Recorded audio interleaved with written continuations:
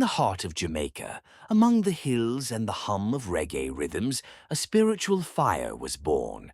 A movement, both ancient and new, that defied oppression and spoke softly of freedom, faith, and identity. This is Rastafarianism.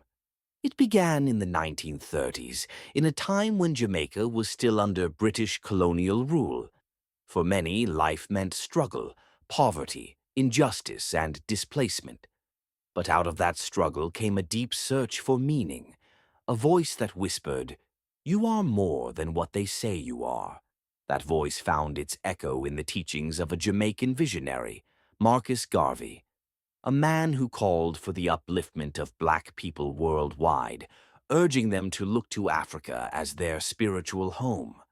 Garvey spoke of a coming king, a black king, who would be the redeemer of his people. And in 1930, when Haile Selassie I was crowned Emperor of Ethiopia, many saw the prophecy fulfilled.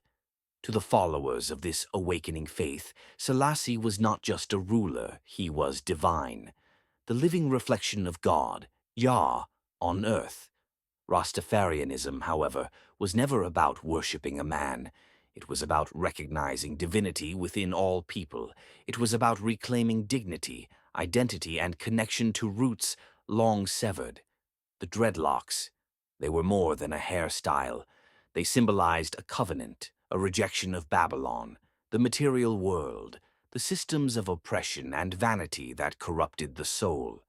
To be Rasta was to live natural, to live pure, in harmony with the earth, guided by liberty, the life force that connects all creation.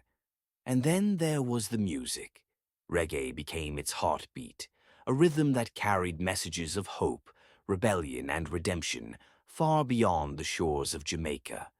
Through the words of Bob Marley, the world came to know the faith not as a doctrine, but as a way of being. "Emancipate yourself from mental slavery," Marley sang. And through those words, millions began to awaken to the idea that true freedom begins not in chains, but in the mind. Rastafarianism is not a religion in the traditional sense. It has no temples, no hierarchy, no single book. It's a movement of consciousness, a remembering, a bridge between the physical and the spiritual. At its heart lies a simple but profound truth, that peace, love, and unity are not mere ideals. They are the natural state of humanity when we live in tune with Jah, with nature, and with ourselves. Today, the Rasta message endures, not as a trend, but as a timeless vibration.